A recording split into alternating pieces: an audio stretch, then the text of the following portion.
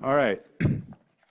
Our next speaker, though he is not a mayor, like the mayor of Madison we heard from this morning, he is a great local leader for passenger rail and other things. Scott Rogers is the Vice President of Governmental Affairs at the Eau Claire Area Chamber of Commerce. He works to promote positive relations between the business community, education, and government. He is also the chair of the West Central Wisconsin Rail Coalition. He is Wisconsin's private sector representative to the Midwest Interstate Passenger Rail Commission, and he is the leading voice for the Chippewa St. Croix Passenger Rail Commission, advocating for train service between Eau Claire and the Twin Cities. Joining us via Zoom, Scott Rogers. Well, thanks, Chris. So I appreciate the chance to be here, Chris, and my assignment today has been to talk about West Central Wisconsin and an update on what we're doing in our area. And as I mentioned, the map is an indication of what our area is. So it's essentially the corridor between Eau Claire and the Twin Cities through Menominee, Baldwin, and Hudson. And I do appreciate the opportunity to be remote today. I would much rather be there in person, but I also have to be in the Twin Cities later this afternoon, and to have made a round trip to Madison by car today and then head back to the Twin Cities would have been a little bit difficult today. If we had this map in place, which is the FRA Regional Rail Network, and had our core express service between Chicago and the Twin Cities, and it only took a couple hours on frequent trains between Madison and the Twin Cities, maybe I could have made it in person. So I do want to talk a little bit about the entities here. West Central Wisconsin Rail Coalition actually was created by some community leaders in our area in the late 90s to try to get passenger rail service to our area. The Chippewa St. Croix Rail Commission is a public body that was created in 2021. I am a member of that. The chair is actually Jim Dunning, a member of the Eau Claire County Board. And then, as Chris mentioned, I'm a member of the Midwest Interstate Passenger Rail Commission. I'm going to touch on that later. And my day job is working with businesses at the Eau Claire Area Chamber of Commerce. What I'm going to try to do in the time I have is talk about why our communities in West Central Wisconsin are interested in having trains, that they be of value to our future, and then the next steps and status of moving us in that direction. Many of you earlier this year may have seen the projections that came out from the Wisconsin Department of Administration for 2050 population. For the most part, it was not good news for the state, flat or even declining overall population, but there were some bright spots. Dane County, of course, was projected to continue to grow substantially. And actually in our West Central Wisconsin area, 5 of the top 7 counties expected to grow in the state were from our area, especially Eau Claire and St. Croix counties.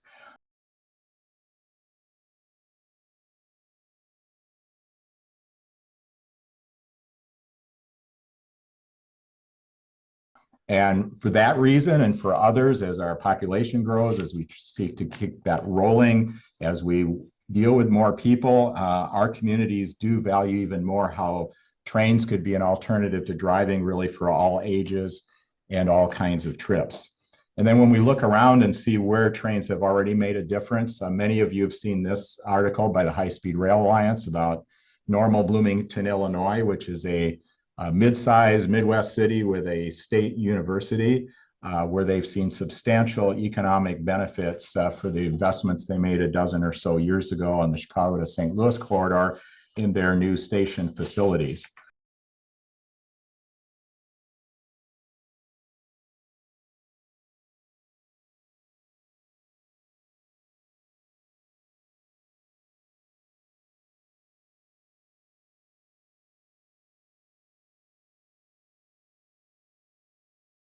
In our region, we actually have 3 state universities, River Falls, Stout at Menominee, and Eau Claire, where substantial parts of their student population come from Minnesota, as well as serving Wisconsin students that go to Minnesota. And then there's other reasons. There's older Americans who want to use the trains.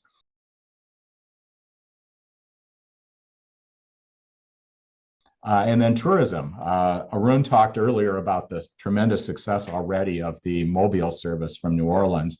This is a page from the Visit Mobile website, and they are actively promoting people taking the train there and how they can use that. And our own tourism agencies here have said that they would certainly benefit from passenger rail service.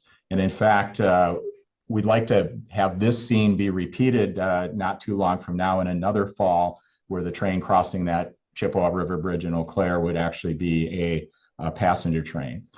So looking at why passenger rail can be important to an area, attracting and retaining business and talent, an economical, convenient, environmentally friendly alternative, economic growth, quality of life, tourism, and adding resiliency to our transportation system.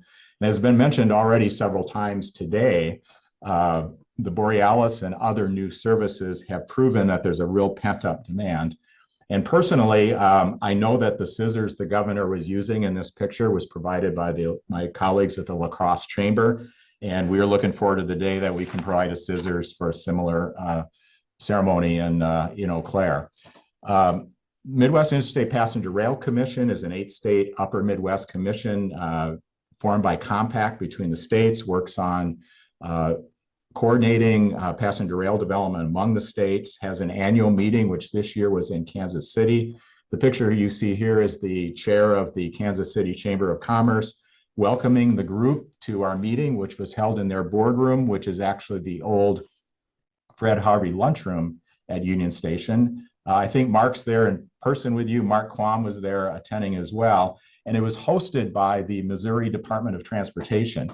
We even got to meet Ollie the otter, their mascot for the river runners. And the picture you see here with a couple women in a display, the lady on the left is the marketing director for MoDOT, and the lady on the right is the tourism director in a town called Hermann, Missouri, which has benefited tremendously from tourism going to their community. If you think about Door County or Galena, Illinois, Hermann is much like that. But their evidence in Missouri has been more than anecdotal. When they did their 2021 update to their state rail plan, they did some analysis and they found that the river runners twice daily between St. Louis and Kansas City were generating significantly more benefits to the state economically than simply providing a transportation service. That it was 22 million in direct tax revenue being generated and over 200 million in overall economic benefits to their state. And as was mentioned before, they are adding a third train next year in response to the World Cup. So how do we get more passenger rail service? And certainly the bipartisan infrastructure law and the corridor ID program and the following programs are an important part of making that happen. We didn't have a pipeline like that before the bipartisan infrastructure law. And as has been mentioned a couple of times, the reauthorization is coming up next year. And groups like MIPRC, Rail Passengers Association, and others are working to make sure that this program continues. There are some good indications, and I know you have Meredith Richards on later, and perhaps she will talk a little bit about the path to that. So for our region in the state, we had a lot of interest over the years with the Rail Coalition being started in the late 90s to advance the ball and to get passenger rail to our area.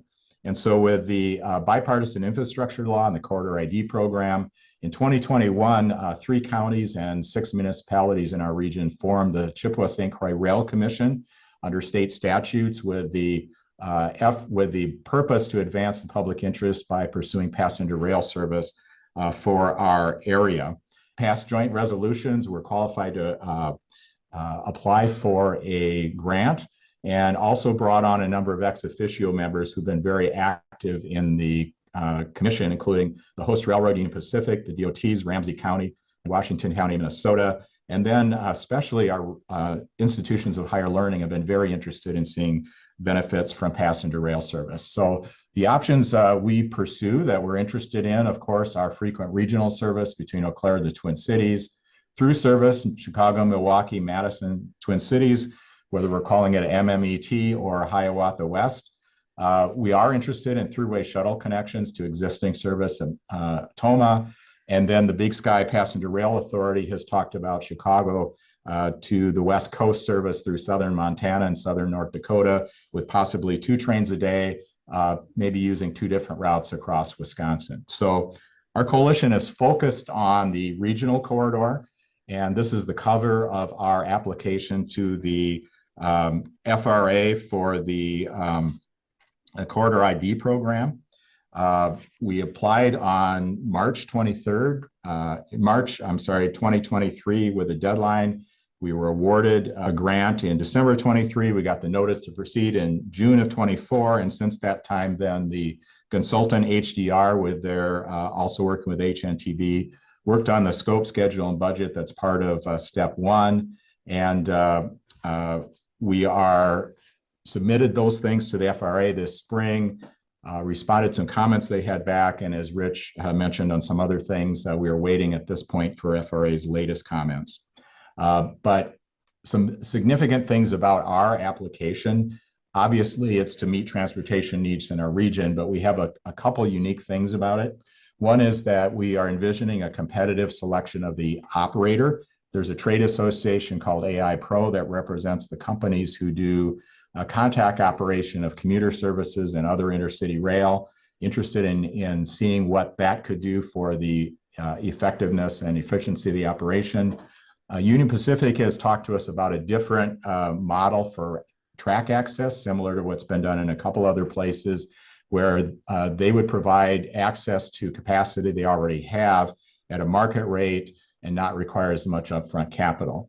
And then we do want to make sure that there is enough frequency on this service to be able to do transportation-oriented development. So until a service development plan really tells us the right frequencies, we are assuming something like 4 trains a day in each direction. So here's kind of a map of Wisconsin that shows all of the routes. And if you look at that Eau Claire, Menominee, Hudson, Twin Cities, you know that there are 2 corridor IDs that overlap there. And Rich mentioned earlier coordinating on this, and we're going to be looking at how that can be done to make it as efficient and effective as possible.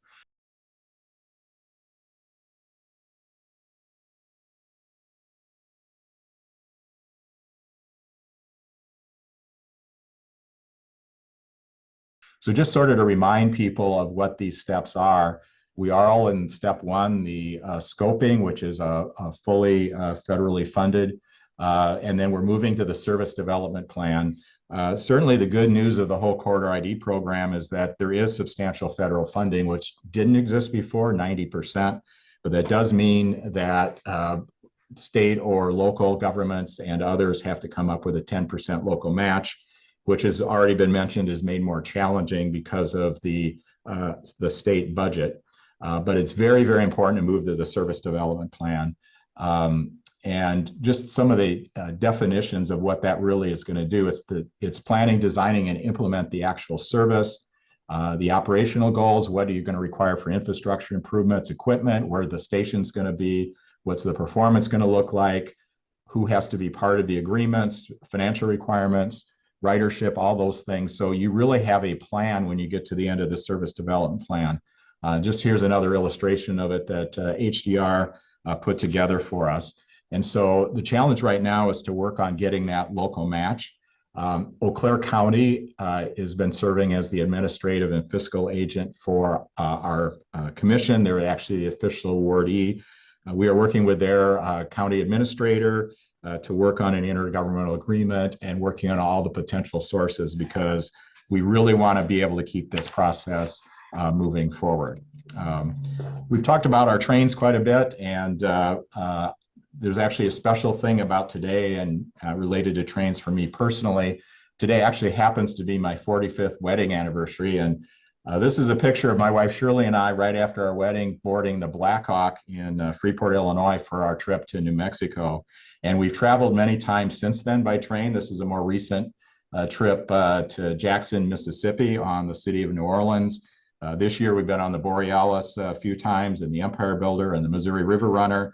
And our next trip is going to be on the Texas Eagle to San Antonio next month. So we want to be able to take a train from Eau Claire, and we hope that that won't be too far away. And we look forward to taking trains from other places in Wisconsin as well. So here's some information about the Rail Coalition. We do have a website, Facebook page, and we'd love to have you contact us. And if you're interested in membership, we would enjoy that as well. So, but Scott, thank you so much for your presentation today and for your leadership on this. You know, what you've been doing in the Eau Claire area, you know, you were doing this before the Corridor ID program came along. So, you know, that's just been an inspiration, and thank you again for all of this, and happy anniversary to you and to Shirley.